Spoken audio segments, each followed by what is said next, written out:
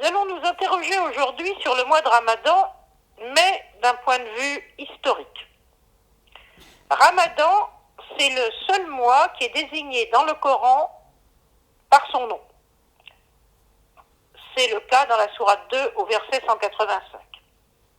On peut se demander pourquoi seul le mois de Ramadan est cité dans le Coran et pas les autres mois. Les autres mois ne sont pas cités.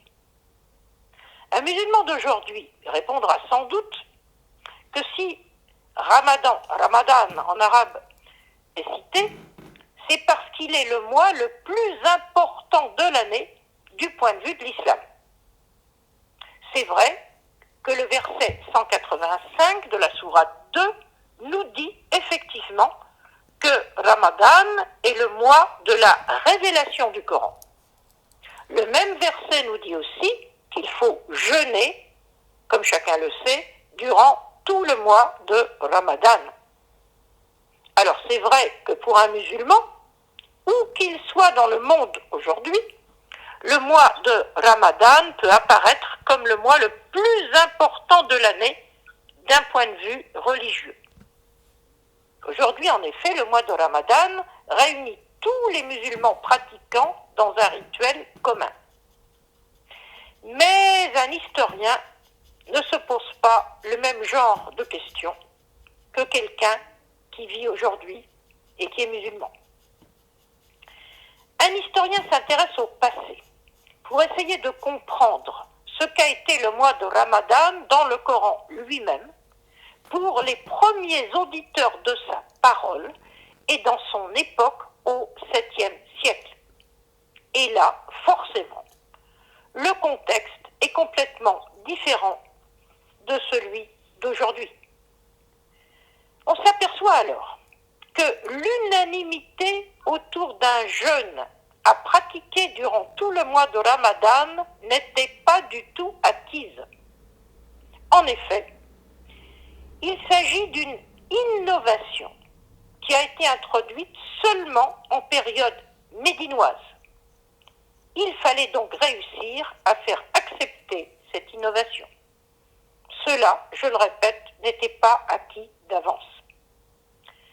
Comme je l'ai dit déjà à maintes reprises, les tribus d'Arabie au 7e siècle n'étaient soumises à aucun principe d'autorité.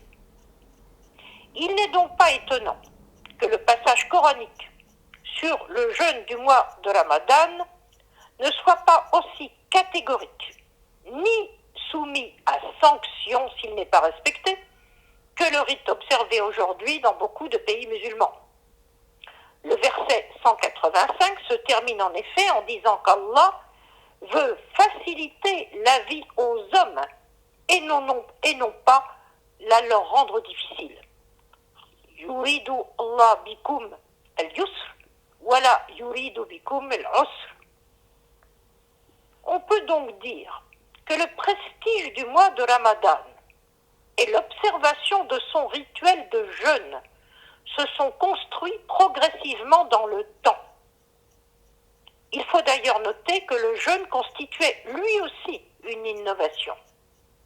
Cela ressort du verset 183 de la même sourate 2, quand il est dit que le jeûne est institué pour se conformer à la pratique antérieure d'autres peuples. Il s'agit évidemment avant tout de pratiques qui étaient présentes dans le judaïsme. Il n'est donc pas étonnant que les mots qui désignent le jeûne, que ce soit saoum dans la sourate 19 au verset 26 ou siyam dans la sourate 2 au verset 183, soient des mots importés des autres langues sémitiques. Nous aurons l'occasion d'y revenir dans un podcast qui sera consacré à ces mots. Avant d'être promis par le Coran comme mois de la révélation et mois du jeûne, Ramadan était donc un mois ordinaire.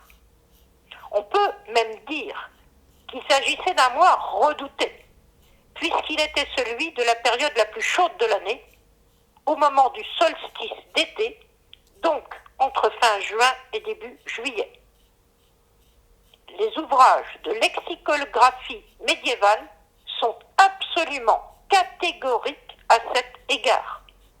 Les mots Ramad, Ramda ou Ramadan sont tous évidemment de même racine, R-M-Dad.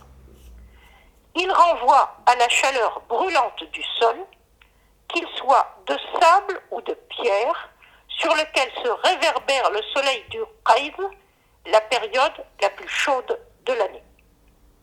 Concernant la pluie, évoquée par certains, il est simplement dit par les lexicographes que lorsque la période de grande chaleur commence à tirer à sa fin, on peut voir apparaître dans le ciel un nuage.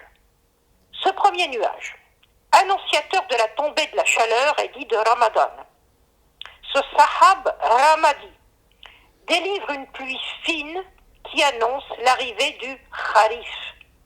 Le kharif, ce n'est pas comme on pourrait le croire aujourd'hui, ce n'est pas l'automne. Le kharif, c'est la mousson d'été qui souffle du sud-ouest, donc qui vient de la rive africaine par rapport à l'Arabie.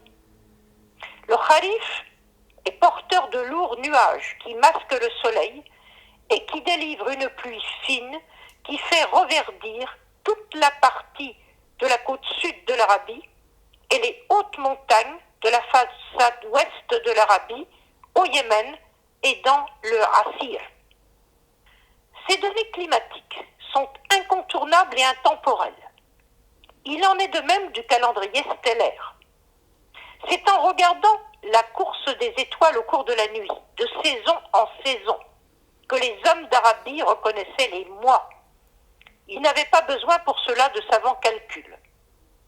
Les étoiles étaient dites pluviales, quand la pluie attendue tombait dans les 10 jours qui suivaient leur coucher à l'aube. C'était le cas des Pléiades et Thuraya, qui se couchaient durant le mois de Rabia. Les 2 mois de Rabia tirent justement leur nom d'être liés au pâturage des chameaux qui surgit de terre après la pluie. La pluie tellement désirée est souvent rendue par un simple mot, ma, l'eau. C'est l'eau pluviale qui rend la terre vivante après qu'elle ait été morte, comme le dit le Coran dans la sourate 16 au verset 65. À bientôt.